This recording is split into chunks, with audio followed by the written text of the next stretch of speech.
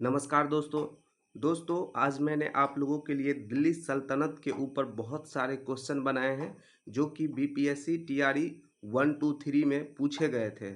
और जैसे पूछे गए थे बिल्कुल सेम टू सेम वैसे ही क्वेश्चन बनाए हैं।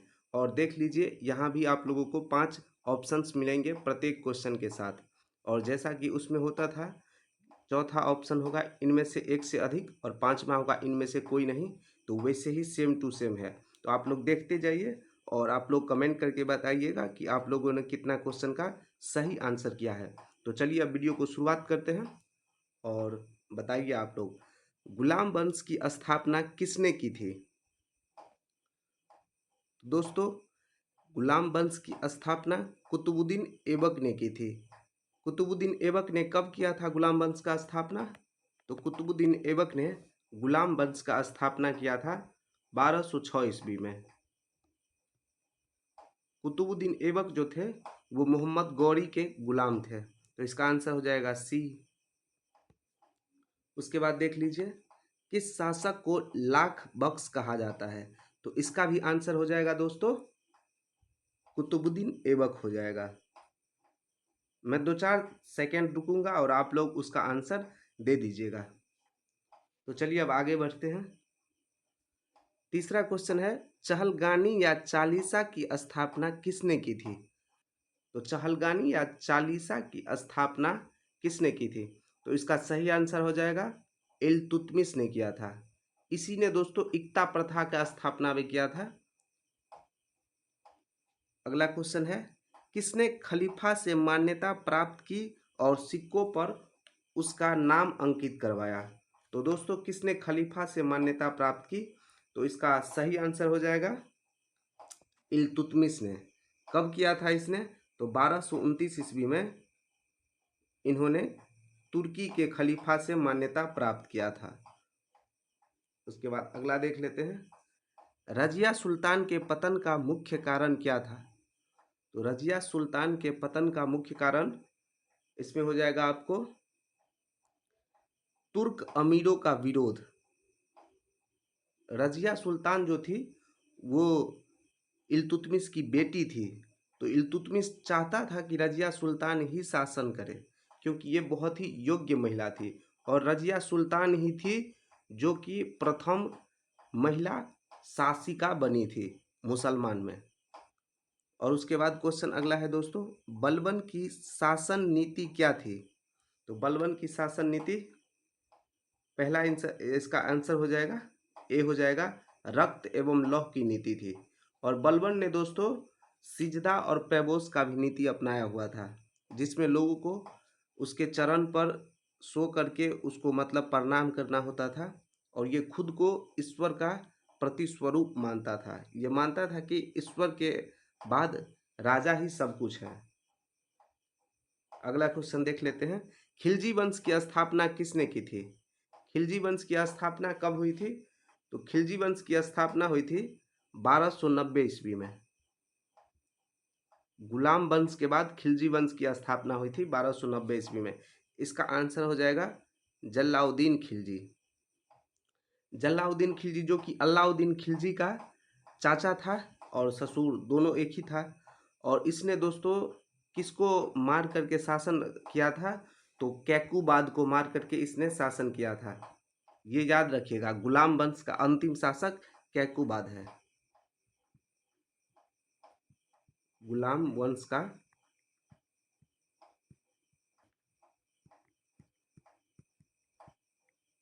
अंतिम शासक कैकुबाद है। ये दोस्तों कई बार पूछ लिया जाता है क्वेश्चन, इसीलिए ये जो है ये SCRT में दिया है कैकुबाद। तो यही सही हो जाएगा। और जो किताब आप लोग पढ़ेंगे लुसेंट या और भी बहुत सारी किताबों में दिया है इसका आंसर गुलाम वंश का अंतिम शासक कैमूर्स दिया है। लेकिन दोस्तों कैमूर्स नहीं होगा क्योंकि कैमूर्स बस 3 साल का बच्चा था, इसीलिए नहीं होगा। तो इसका आंसर हो जाएगा कैकुबाद, गुलाम वंश का अंतिम शासक। और खिलजी वंश का स्थापना किसने किया था? तो जलाउद्दीन खिलजी ने किया था। अलाउद्दीन खिलजी ने इसमें से किस राज्य को नहीं जीता था? तो इसका आंसर हो जाएगा दोस्तों विजयनगर। विजयनगर को इन्होंने नहीं जीता था। अब आप लोगों को बताते हैं कि ये किन किन राज्यों को जीता था। ये जो ऊपर 3 राज्य है ये इन्होंने जीता था, मलिक गाफूर की सहायता से जीता था। अब अगला देख लेते हैं, किसने बाजार नियंत्रण प्रणाली लागू की थी? तो बाजार नियंत्रण प्रणाली किसने लागू की थी? तो इसका आंसर हो जाएगा आपको अलाउद्दीन खिलजी हो जाएगा।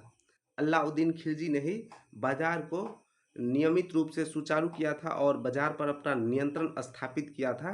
किन किन चीज़ों में? मुख्यतः अनाज, कपड़ा और घोड़ों और गुलाम जो थे उनके कीमतों पर अपना नियंत्रण स्थापित किया था।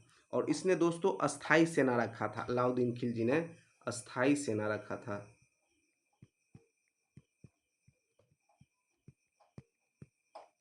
और जैसे ही दोस्तों कोई अगर अस्थाई सेना रखेगा तो उसको नगद वेतन देना पड़ेगा।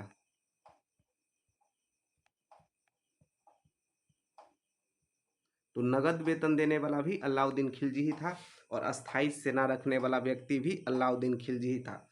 अब आप लोग ये क्वेश्चन बताइए, घोड़े की छाप नीति किसने लागू की थी?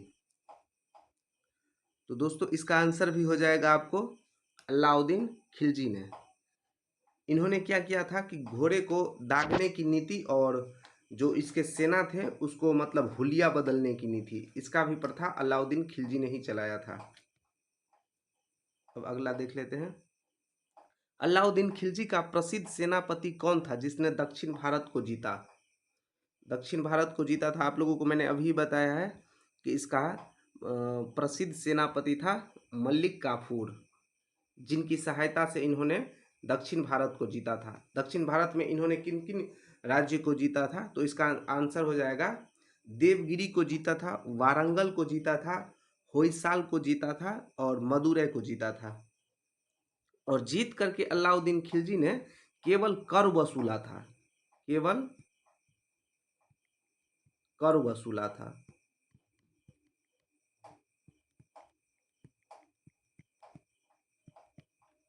केवल कर वसूला था। अगला क्वेश्चन देखते हैं, किस शासक ने हुलिया व्यवस्था लागू की? ये हुलिया व्यवस्था सैनिकों के लिए हुलिया व्यवस्था हो जाएगा। तो किसने लागू किया था? इसका भी आंसर हो जाएगा अलाउद्दीन खिलजी ने। अगला देख लेते हैं, तुगलक वंश की स्थापना किसने की थी? तो दोस्तों इसका आंसर क्या हो जाएगा? गियासुद्दीन तुगलक ने तुगलक वंश का स्थापना किया था। उसके बाद अगला क्वेश्चन देख लेते हैं, किस सुल्तान ने राजधानी को दिल्ली से दौलताबाद हस्तांतरित किया था? तो इसका आंसर हो जाएगा मोहम्मद बिन तुगलक। मोहम्मद बिन तुगलक बहुत ही सुसभ्य था, बहुत ही योग्य था, सबसे अधिक पढ़ा लिखा था, सबसे अधिक बुद्धिमान था, लेकिन इसे अविवेकी भी कहा जाता है क्योंकि ये निर्णय लेने के बाद किसी भी काम को पूरा नहीं करता था। तो इन्होंने दिल्ली से दौलताबाद स्थानांतरण तो कर दिया, लेकिन ये इतना दूर हो गया, इतने लंबी दूरी पर थी कि वहाँ लोग जा नहीं सके अच्छे से और पुनः इसे दिल्ली ही राजधानी बनाना पड़ा। तो ये भी याद रखिएगा, फिर से इन्होंने दिल्ली को ही राजधानी बनाया। अगला क्वेश्चन है, कौन सा शासक अविवेकी सुधारों के लिए जाना जाता है? तो इसका आंसर हो जाएगा अविवेकी सुधारो है, तो हो जाएगा आपको मोहम्मद बिन तुगलक। मोहम्मद बिन तुगलक सबसे पढ़ा लिखा सुसभ्य भी था, लेकिन इसको इसी कारण से स्वप्नशील था, रक्त पिपासु भी इसको कहा जाता है और अविवेकी सुधारों के लिए भी इसको जाना जाता है। अब अगला क्वेश्चन है, तुगलक वंश का वह शासक जिसने सबसे अधिक नहरें बनवाई थी? तो दोस्तों सबसे पहले नहर किसने बनवाया था? तो इसका आंसर हो जाएगा गयासुद्दीन तुगलक, सबसे पहले नहर बनवाया था।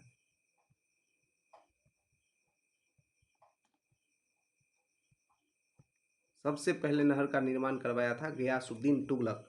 लेकिन इसमें पूछा जा रहा है कि सबसे अधिक अधिक नहरों का निर्माण किसने करवाया था? तो इसका आंसर हो जाएगा फिरोज शाह तुगलक।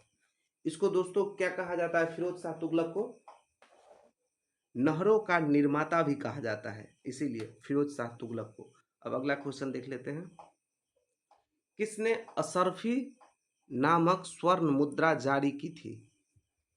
असरफी नामक स्वर्ण मुद्रा जारी की थी। तो दोस्तों इसका आंसर हो जाएगा आपको, इसका आंसर इसमें से कोई नहीं है, तो इसका आंसर हो जाएगा ई। क्योंकि असरफी जो मुद्रा था, स्वर्ण मुद्रा, वह शुद्ध सोने से बनाया जाता था, जो कि सिकंदर लोदी ने बनाया था। किसने चलाया था? सिकंदर लोदी। सिकंदर लोदी। तो दोस्तों इसका आंसर हो जाएगा ई, इनमें से कोई नहीं। अगला क्वेश्चन है, दिल्ली सल्तनत का अंतिम तुगलक शासक कौन था? तो इसका आंसर हो जाएगा नासिरुद्दीन महमूद। अब अगला क्वेश्चन देख लेते हैं, सैयद वंश की स्थापना किसने की थी? तो दोस्तों सैयद वंश की स्थापना 1414 ईस्वी में हिज्र खां ने किया था। कब किया था? 1414 ईस्वी में हिज्र खां ने किया था। अगला क्वेश्चन है, लोदी वंश की स्थापना किसने की थी? तो दोस्तों लोदी वंश की स्थापना, इसका आंसर सी हो जाएगा, बहलोल लोदी ने किया था। बहलोल लोदी ने लोदी वंश का स्थापना किया था। कब किया था? तो ठीक इसी के बाद किया था, 1451 ईस्वी में। सैयद वंश के बाद लोदी वंश आया, उसके बाद तो मुगल शासन चलने लगा। सबसे पहले कौन सा आया? गुलाम वंश आया, उसके बाद आपको कौन सा वंश आया? खिलजी वंश आया, उसके बाद तुगलक, उसके बाद सैयद, और उसके बाद सबसे अंत में लोदी वंश आया। अगला क्वेश्चन है, बहलोल लोदी किसके अधीन सूबेदार था? बहलोल लोदी खुद ही अमीर था, वो किसी के अधीन सूबेदार नहीं था। वो वैसे पंजाब का सूबेदार था, लेकिन इसमें दिया गया नहीं है, तो मतलब मोहम्मद बिन तुगलक के समय ये था ही नहीं, जीवित ही नहीं था, और ये तो बाद में आए थे, तो इसका आंसर भी ई हो जाएगा, इनमें से कोई नहीं।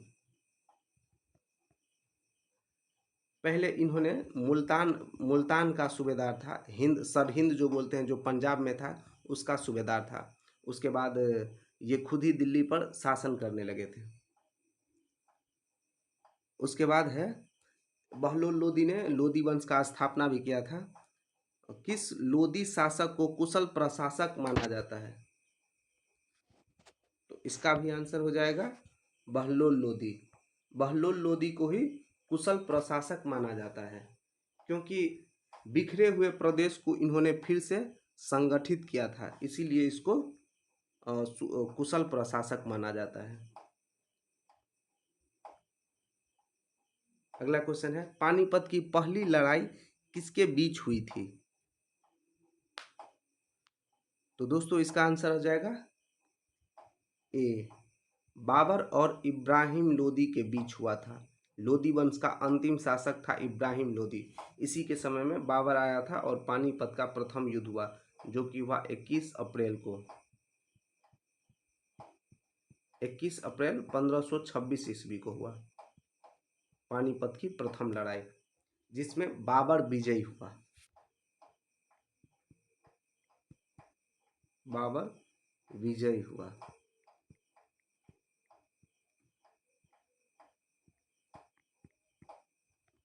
अगला क्वेश्चन है, किस शासक ने कृषि सुधार के लिए दीवान ए अमीर को ही विभाग बनाया था? तो इसका आंसर हो जाएगा दोस्तों मोहम्मद बिन तुगलक ने। इसका आंसर हो जाएगा बी, दीवान ए अमीर कोही का जो विभाग बनाया था कृषि के लिए, वो हो जाएगा मोहम्मद बिन तुगलक। अब अगला क्वेश्चन देख लेते हैं, दिल्ली सल्तनत में इक्ता प्रणाली किसने शुरू की थी? इक्ता प्रणाली दोस्तों किसने शुरू किया था? तो इसका आंसर हो जाएगा इल्तुतमिश। इन्होंने इक्ता व्यवस्था की स्थापना की थी, और इन्होंने दिल्ली में चहलगान की स्थापना किया था।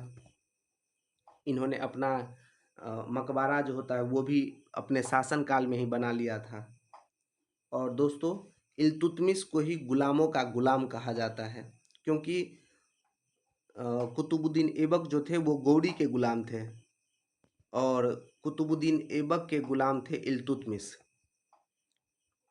अगला क्वेश्चन है, इल्तुतमिश की मृत्यु के बाद किसे उत्तराधिकारी घोषित किया गया था? तो इल्तुतमिश मतलब उत्तराधिकारी तो घोषित कर दिया था उससे पहले ही अपने बेटी को ही, रजिया सुल्तान को। तो इसका सही आंसर रजिया सुल्तान ही होगा। लेकिन इल्तुतमिश के मरने के बाद शासन किया था दिल्ली पर कुछ समय के लिए ये रुकनुद्दीन फिरोज, लेकिन इसको हटा करके रजिया सुल्तान शासन करने लगी। और ये दोस्तों 1236 ईस्वी से 1240 ईस्वी तक शासन किया रजिया सुल्तान ने। अगला क्वेश्चन है, किस वंश के दौरान मोहम्मद गौरी का सेनापति भारत आया था? किस वंश का दौरान मोहम्मद गौरी का सेनापति भारत आया था? तो इसमें है गुलाम वंश, तुगलक वंश, इनमें से कोई नहीं, अधिक इनमें से कोई नहीं। तो दोस्तों इसका सही आंसर हो जाएगा इनमें से कोई नहीं, क्योंकि मोहम्मद गौरी जो थे वो आए थे चौहान वंश के समय। जैसे पृथ्वीराज चौहान थे, तो उन्होंने पृथ्वीराज चौहान के साथ 1191 ईस्वी में तराइन का युद्ध लड़ा था। उसके बाद उसमें वो पराजित हुआ था, और पराजित होने के बावजूद भी मोहम्मद गौरी ने हार नहीं माना, और उन्होंने फिर से 1192 ईस्वी में तराइन का द्वितीय युद्ध लड़ दिया, और इसमें मोहम्मद गौरी विजय हो गया और भारत पर इसका स्थापना हो गया। भारत पर ये शासन करने लगे। अगला क्वेश्चन है, हजरत ए आला की उपाधि किसने धारण की थी? हजरत ए आला की उपाधि धारण की थी शेर शाह सूरी ने, जो कि इसमें आंसर नहीं है, तो इसका आंसर हो जाएगा ई। हजरत ए आला की उपाधि शेर शाह सूरी ने धारण किया था। अगला क्वेश्चन है, किस दिल्ली सल्तनत ने सबसे पहले नौकरशाही का ढांचा खड़ा किया?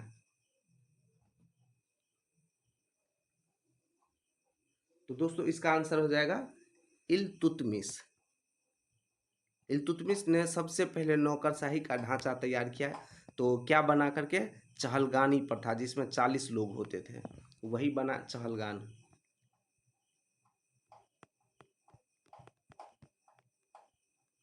यही स्थापित किया था और नौकरशाही का ढांचा खड़ा किया था। लास्ट क्वेश्चन है, किस सुल्तान ने अपने पुत्र महमूद को नायक बनाने का सपना देखा था? तो दोस्तों इसका आंसर हो जाएगा आपको, इसका आंसर हो जाएगा बलबन। बलबन ने अपने बड़े बेटे को नायक बनाने का सपना देखा था, जो कि दिल्ली के सिंहासन पर बैठे, लेकिन ऐसा हुआ नहीं। बलबन का जो पुत्र था, वह मंगोल से युद्ध करते वक्त मारा गया।